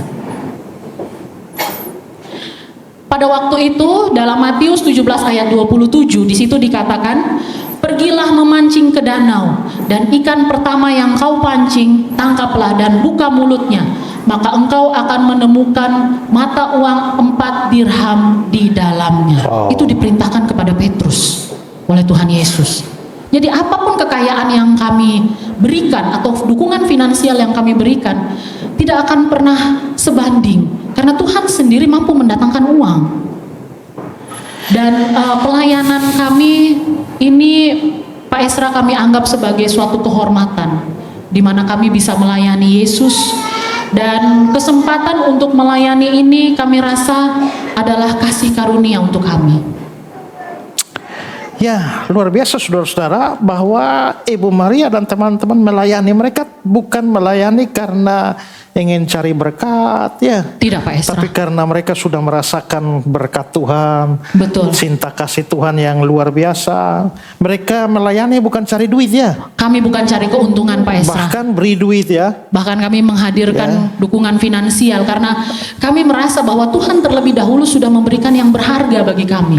Yaitu keselamatan yang tidak bisa dibeli dengan harga berapapun. Dan itu sebenarnya adalah dasar pelayanan Kristen yang sejati. Kita melayani bukan karena ingin mencari sesuatu atau mendapatkan sesuatu. Kita melayani karena kita sudah mendapatkan sesuatu. Terutama lagi adalah karena Dia sudah memberikan keselamatan buat kita. Melayani Tuhan itu seperti Ibu Maria dan teman-teman, itu sukacita. mau nyumbang apa untuk Tuhan? Ya, Dia Maha Kuasa, Dia bisa melakukan segala sesuatu sendirian. Dia tidak pernah kekurangan, tapi Dia masih mau menerima pelayanan dari kita. Itu sesuatu yang luar biasa. Semua yang melayani Tuhan harus mempunyai hati yang sama dengan Ibu Maria dan teman-teman. Bu Maria, terima kasih untuk inspirasi pelayanan yang luar biasa. Sebuah pelayanan Sama-sama, yang Pak lahir Esra. dari rasa syukur yang besar kepada Tuhan ya. Oke, Ibu Maria, salah satu yang istimewa dari Anda menurut cerita-cerita Injil adalah bahwa Anda adalah orang yang begitu setia kepada Tuhan Yesus. Bahkan ketika Yesus Tuhan kita pada akhirnya dibawa ke Bukit Golgota untuk disalibkan, Anda salah satu dari sedikit orang yang hadir di sana. Menurut catatan dari Rasul Yohanes 19 ayat 25, dan dekat salib Yesus berdiri ibunya dan saudara ibunya Maria istri Klopas dan Maria Magdalena.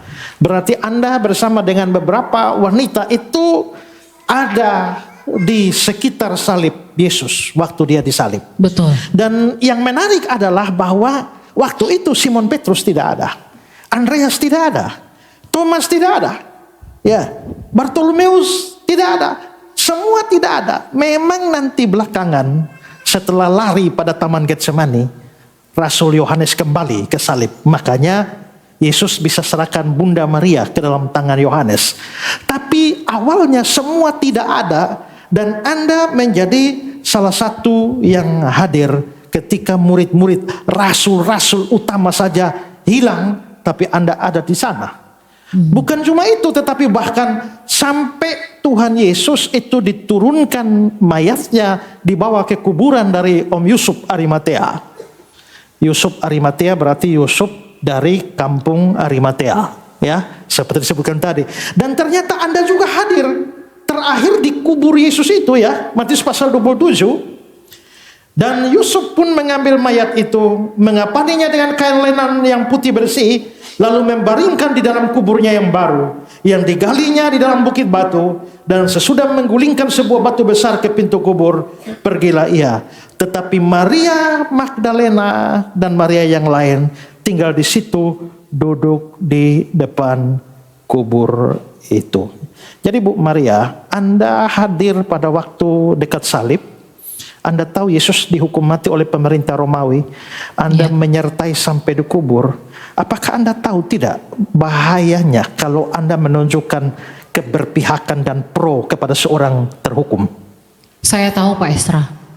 Dan saya sadar sepenuhnya bahwa tindakan saya yang hadir pada saat itu, berada di kaki salib itu sangat berbahaya kepada saya. Terus kenapa Anda meresikokan diri Anda seperti itu? Kami yang terlibat itu gampang saja untuk kita dibawa, kita dianggap bersekongkol, kemudian kita juga bisa dipenjara. Tapi pada waktu itu Pak Esra dan jemaat Tuhan, rasa takut itu kalah oleh kasih yang telah diberikan oleh Tuhan kepada kami. Semasa hidupnya, Ia yang terlebih dahulu hadir dalam kegelapan hidup kami. Bagaimana mungkin kami meninggalkan Dia dalam masa gelapnya? Sedangkan kami sendiri yang sudah ditolong oleh Tuhan Yesus dalam masa gelap kami. Sebisa mungkin ketika yang lain berpaling dan meninggalkan Dia, kami tetap setia menjadi pengikutnya. Kami setia mendampingi Dia dan tidak akan meninggalkan Dia. Itulah kasih yang Tuhan ajarkan, sehingga kami pun setia pada waktu itu, Pak Esra. Tapi kan kehadiran kalian di sana juga tidak menolong Dia dan tidak mungkin melepaskan Dia di atas dari kayu salib, kan? Kenapa juga masih mau hadir di sana? Ya. Saya tahu, Pak Esra dan jemaat Tuhan, bahwa kehadiran kami pada waktu itu tidak mungkin membatalkan peristiwa penyaliban. Itu sudah ada dalam ketetapan Tuhan. Dan kehadiran kami sebenarnya kami lebih ingin menunjukkan kesetiaan kami kepada Tuhan. Bagaimana kami hadir menemani Dia di saat yang lain berpaling, di mana kesetiaan yang Ia ajarkan kepada kami. Kami ingin menunjukkan kepada Dia bahwa kami ada di situ, bahkan sampai hari-hari terakhir hidupnya, sampai peristiwa penyaliban, bahkan kematian dan kubur Tuhan Yesus pun berharga bagi kami, Pak. Wow, berikan kemuliaan bagi Tuhan kita. Saudara, itulah kasih kepada Tuhan. Kasih kepada Tuhan itu tidak dalam keadaan baik-baik saja, tidak saat dalam keadaan nyaman-nyaman saja, tapi bahkan di tengah-tengah bahaya, di tengah-tengah ancaman hidup, seorang Maria tetap ikut Yesus. Dia tahu dia hadir di sana bukan karena bisa berbuat apa-apa, tapi dia hanya hadir di sana karena kasihnya. Saya jadi teringat lagu, ikut dikau di sengsara karena janjimu teguh. Dan Ibu Maria telah menunjukkan, ikut Yesus itu bukan dalam keadaan tenang dan enak saja, bahkan dalam keadaan sengsara harus tetap ikut Yesus. Nah, Ibu Maria, menurut catatan Injil, Anda pagi-pagi benar pada hari Minggu itu pergi ke kubur untuk merempahi Yesus. Menurut catatan penginjil Markus 16, setelah lewat hari Sabat, Maria Magdalena, Anda, dan Maria ibu Yakobus serta Salome membeli rempah-rempah untuk pergi ke kubur dan meminyaki Yesus. Dan pagi-pagi benar pada hari pertama minggu, setelah matahari terbit, pergilah mereka ke kubur. Mengapa Anda melakukan hal itu? Apakah Anda tahu bahwa Yesus akan bangkit? Pak Esra dan jemaat Tuhan, saya sama sekali tidak tahu, Pak, bahwa hari itu akan jadi peristiwa penting dalam iman Kristen, yaitu kebangkitan Yesus. Saya tidak tahu sama sekali. Kami hanya menjalankan apa yang menjadi budaya kami. Jadi pada waktu itu, Pak Esra, budaya kami adalah kami memberikan penghormatan kami kepada jenazah Yesus atau guru kami, yaitu dengan meminyaki dan memberikan rempah-rempah kepada jenazah Yesus. Dan waktu itu kami tidak sempat melakukan hal tersebut pada hari Jumat, karena hari Jumat itu terlalu dekat dengan peristiwa Sabat, terlalu dekat dengan hari Sabat, sehingga kematian Yesus pada hari Jumat, kami memilih untuk meminyaki Yesus setelah Sabat berakhir, yaitu pada hari Minggu. Sehingga pagi-pagi benar kami datang ke kubur Yesus dengan maksud untuk memberikan penghormatan kami, yaitu meminyaki dan memberikan rempah-rempah kepada jenazah Yesus. Saya dan beberapa teman saya pergi pada waktu itu, Pak Esra, tapi tidak ada dalam pikiran kami bahwa ini akan terjadi peristiwa kebangkitan Yesus. Bahkan saya sendiri dalam perjalanan menuju ke kubur Yesus, saya sempat berpikir, bagaimana cara kami perempuan-perempuan ini untuk menggulingkan batu besar yang menutupi kubur Yesus. Tapi kami pikir, ya sudahlah, kami pergi dulu saja, sampai di sana baru kejadian lainnya akan mengikuti. Jadi kami dan saya dan teman-teman tetap pergi ke kubur pagi-pagi itu. Dan betapa terkejutnya kami pagi itu, Pak Esra, mendapati kubur sudah dalam keadaan kosong. Pintu batu yang tadinya kami berpikir kami tidak mungkin menggulingkannya, tiba-tiba pintu itu sudah tergeser. Dan ternyata kuburan sudah kosong. Ternyata sebuah peristiwa paling besar di dalam sejarah terjadi. Betul. Yaitu dia bangkit dari antara orang mati. Betul, Pak Esra. Ya. Lalu apa yang Anda lakukan? Waktu itu, Pak Esra dan jemaat Tuhan, saya belum menyadari bahwa ini adalah peristiwa kebangkitan. Anda belum menyadari? Saya belum sadar, Pak Esra. Hanya jadi lihat kubur kosong saja. Begitu melihat kubur kosong, batu terbuka ya. Batu terbuka. Pertama kali yang muncul dalam benak saya adalah seseorang telah mencuri jenazah guru saya. Sehingga pada waktu itu saya berlari secepatnya dari kubur itu untuk pergi memberitahukan para rasul mengenai peristiwa kubur kosong tersebut. Nah, dalam perjalanan saya menuju ke para rasul, Pak Esra, ternyata teman-teman saya yang saya tinggalkan di kubur itu mereka bertemu dengan 2 orang malaikat, yang mana malaikat itu menyampaikan kabar kepada mereka. Tapi saya waktu itu tentu saja saya belum tahu bahwa ini adalah peristiwa kebangkitan. Saya tetap berlari menuju kepada para rasul, dan di mana di sana saya mendapati Simon Petrus dan Yohanes. Lalu saya memberitahukan kepada Simon Petrus dan Yohanes bahwa kubur guru telah kosong, kemungkinan guru telah dicuri. Jadi bukan bahwa Yesus telah bangkit. Bukan. Saya hanya tidak memberitahu tahu. Kuburnya kosong. Saya hanya menyampaikan agar para rasul ini bisa segera pergi ke kubur dan menyaksikan peristiwa itu, supaya kita bisa sama-sama cari tahu siapa yang mencuri jenazah Yesus.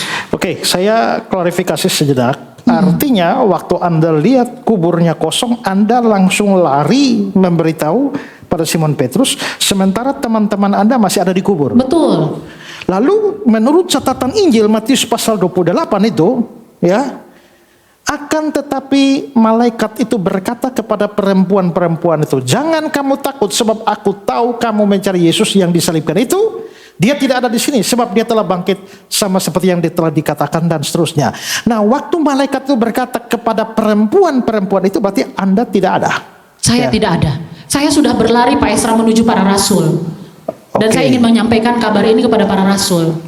Ya, setelah Petrus dan Yohanes mendapat kabar dari Anda, terus Petrus dan Yohanes pada waktu itu, Pak Esra dan jemaat Tuhan, mereka langsung berlari menuju ke kubur yang kosong. Mereka meninggalkan saya. Jadi mereka terlebih dahulu berlari karena kaget mendengar berita tersebut, dan mereka juga penasaran. Mereka ingin tahu siapa yang mencuri jenazah Yesus. Jadi waktu mereka berdua lari ke kuburan, mereka pun belum tahu Yesus bangkit. Mereka pun belum tahu.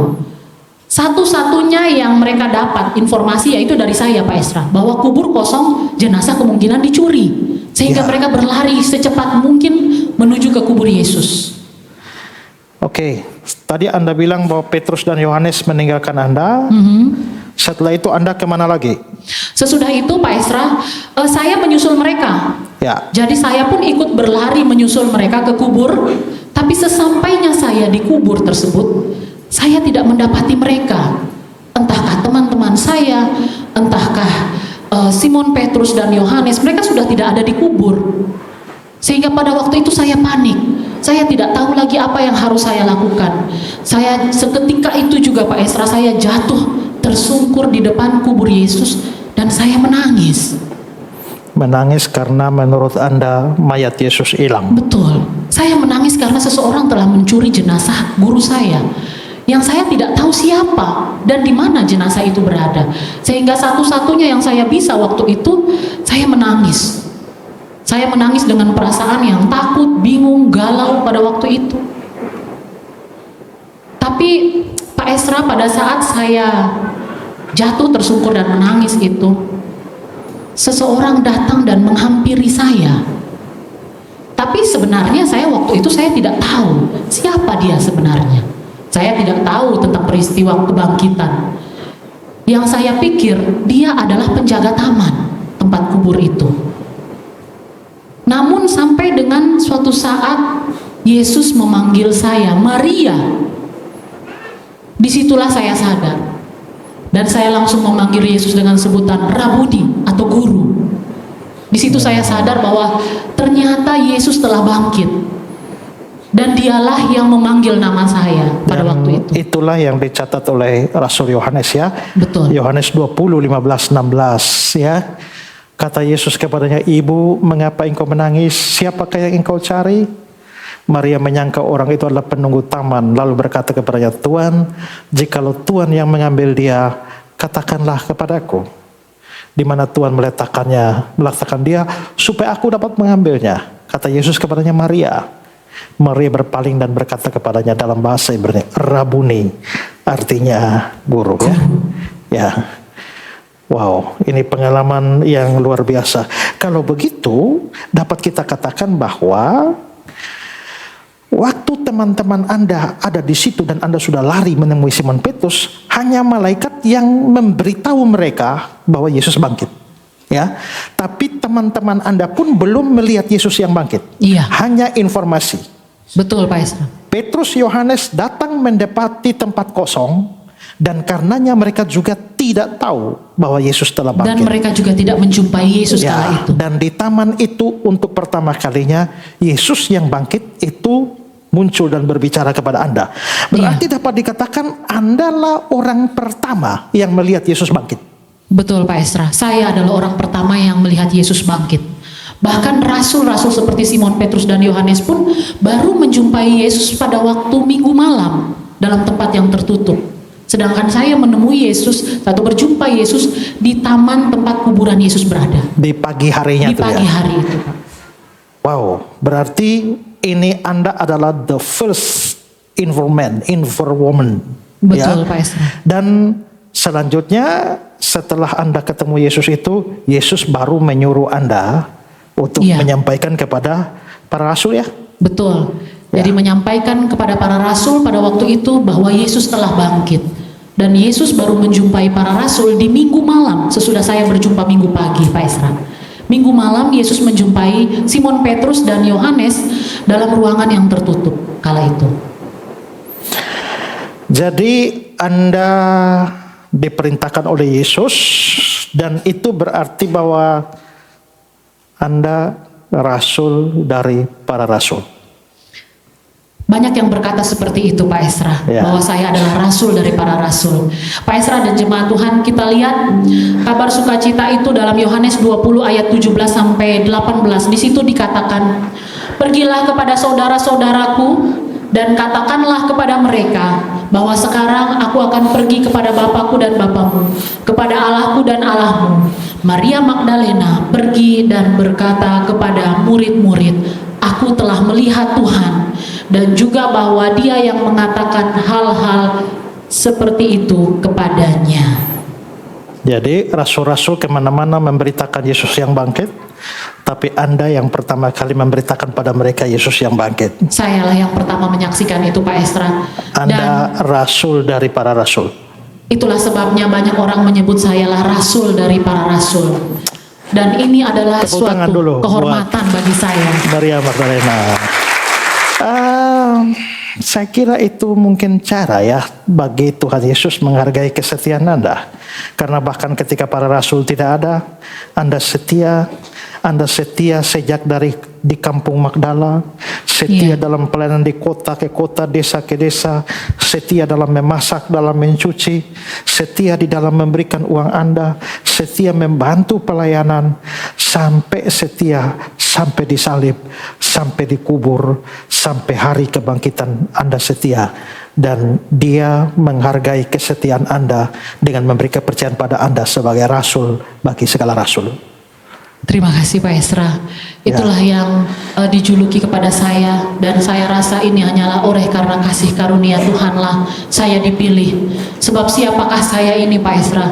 Saya yang dulu hidupnya penuh dengan kepahitan, saya yang hidup sengsara, yang dijauhi orang, yang dipandang sebelah mata, dihindari orang bahkan. Tapi Tuhan memilih saya untuk menjadi saksi Dia akan kebangkitannya. Yang pertama kali melihat Dia, bahkan bukan para rasul yang justru memberitakan firman-Nya. Ya, saudara, Tuhan Yesus tahu menghargai kesetiaan. Tuhan Yesus menghargai orang-orang yang setia melayani. Tuhan Yesus tahu menghargai mereka yang setia dalam penderitaan, dalam kesukaran, tapi tetap memilih setia. Tuhan Yesus menghargai kesetiaan itu. Tadi kita mendengar bahwa perempuan bahkan tidak bisa jadi saksi. Tapi menariknya, justru saksi dari peristiwa paling besar, yaitu kebangkitan, dipercayakan pada seorang perempuan. Betapa Dia menghargai kesetiaan. Dan Tuhan Yesus yang sama akan menghargai kesetiaan saudara dan saya di dalam pelayanan. Ibu Maria, yang terakhir, setelah Tuhan Yesus menampakkan diri dan naik ke surga, apa yang terjadi dengan hidup Anda? Setelah Tuhan Yesus menampakkan diri dan naik ke surga, Pak Pendeta Esra dan jemaat Tuhan, kehidupan kami sudah tidak lagi sama seperti sebelumnya, Pak. Tapi yang pasti, kami tetap berkumpul, bersekutu, berdoa bersama-sama, saling menguatkan, dan menantikan janji akan kehadiran Roh Kudus pada waktu itu. Tapi dalam masa itu, Pak Esra dan jemaat Tuhan, kami tetap bersuara dan tetap melayani Tuhan. Karena menurut kami, apa yang kami lihat dan apa yang kami dengar dari pengajaran Tuhan Yesus harus didengarkan oleh banyak orang, harus diketahui oleh banyak orang, sehingga tidak bisa kami menyimpan itu sendiri. Saya dan para rasul tetap menceritakan kepada orang-orang apa yang kami lihat dan apa yang kami rasakan dengan pengajaran Yesus pada waktu itu. Menurut saya ini adalah bentuk pelayanan dan kesetiaan saya yang masih berlanjut bahkan ketika Tuhan Yesus telah naik ke surga. Pak Esra dan jemaat Tuhan, kalau berbicara mengenai hal ini, saya teringat akan satu hal, bahwa sebagaimana kehidupan saya yang telah diubahkan oleh Tuhan Yesus, saya yang telah dilepaskan dari belenggu-belenggu kepahitan saya, Dia yang sanggup mengubah saya, Pak Esra, tentu juga akan sanggup mengubah Bapak Ibu jemaat dan siapa saja yang datang kepadanya dengan penuh kasih karunia. Dan saya rasa ini adalah kabar baik bagi kita semua, karena Tuhan Yesus bukan hanya juru selamat bagi saya, bahwa hari ini Dia bangkit, Dia juga adalah juru selamat bagi Bapak Ibu jemaat dan semua kita yang ada di dunia ini. Puji Tuhan, beri kemuliaan bagi Tuhan kita. Jemaat sekalian, demikianlah percakapan kita dan kesaksian kita, kesaksian yang kita dengar dari Ibu Mary Christine Magdalena. Dan saudara-saudara, kita bisa menarik pelajaran rohani dari kisah ini. Saya dari kesaksian ini, saya menarik beberapa pelajaran rohani buat kita sekalian. Pertama, tidak ada hidup yang terlalu rusak untuk dipulihkan oleh Tuhan. Hidup Ibu Maria sudah rusak, hancur-hancuran, tapi ternyata bisa dipulihkan oleh Tuhan Yesus. Kalau saudara sedang menderita, saudara sedang merasa bahwa hidupmu sudah hancur, tidak ada yang bisa tolong kamu lagi. Ingat, tidak ada yang terlalu rusak yang bisa diselamatkan, diubah oleh Tuhan Yesus. Kedua, saudara, orang yang mengalami kasih Tuhan akan punya kerinduan melayani Tuhan. Kalau saudara malas melayani Tuhan, mungkin karena saudara tidak pernah merasakan cinta kasih Tuhan, atau saudara merasakan cinta kasih Tuhan tetapi begitu tidak tahu diri sampai tidak melayani. Orang yang betul-betul merasakan kasih Tuhan pasti berujung pada pelayanan. Maria dilepaskan dari setan-setan, tapi saudara dan saya diselamatkan, dilepaskan dari kebinasaan kekal.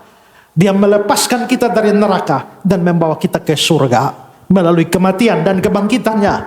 Dan itu menjadi dasar bagi kita untuk bisa melayani Dia.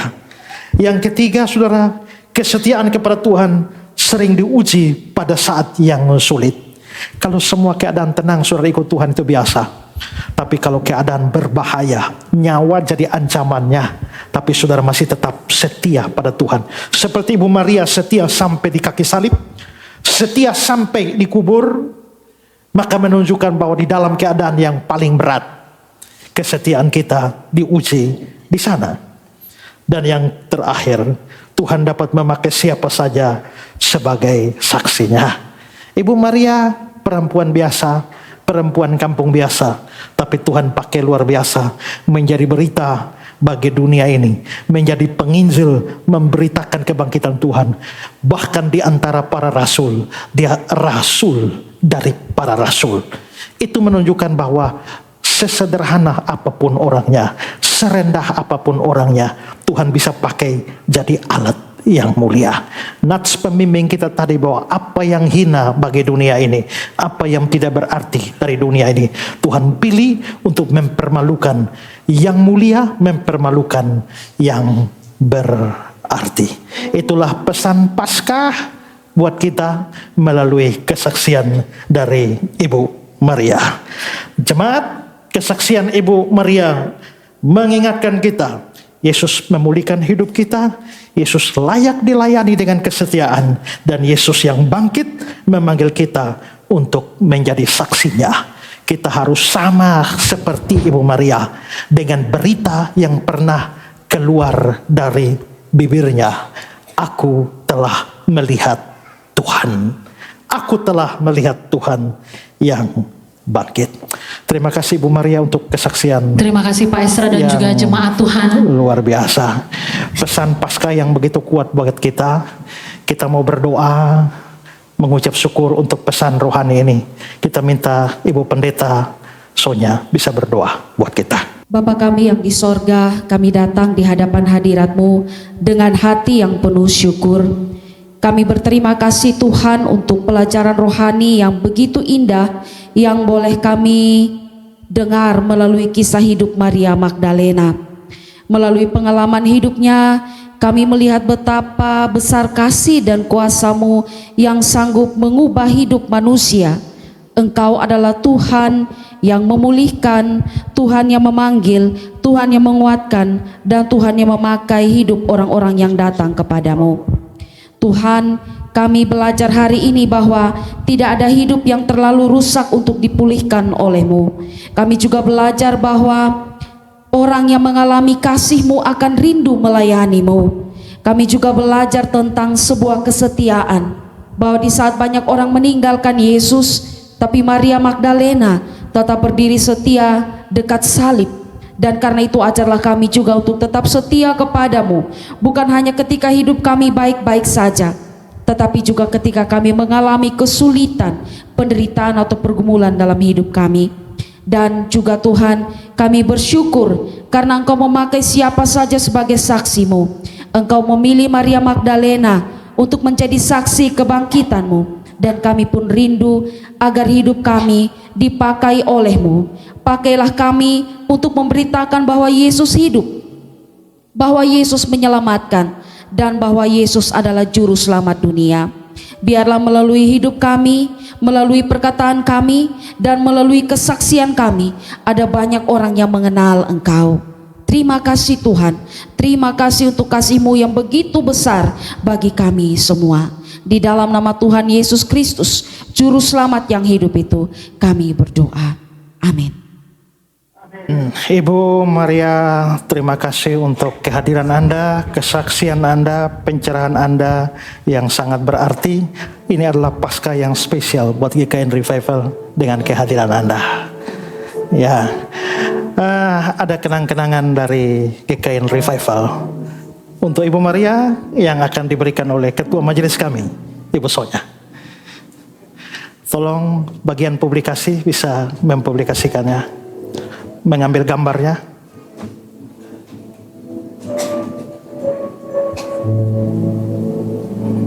Terima kasih Ibu Maria Magdalena sudah menjadi berkat bagi kami. Ya, silakan diambil gambar bersama Ketua Majelis bersama dengan Ibu Maria. Silakan petugas.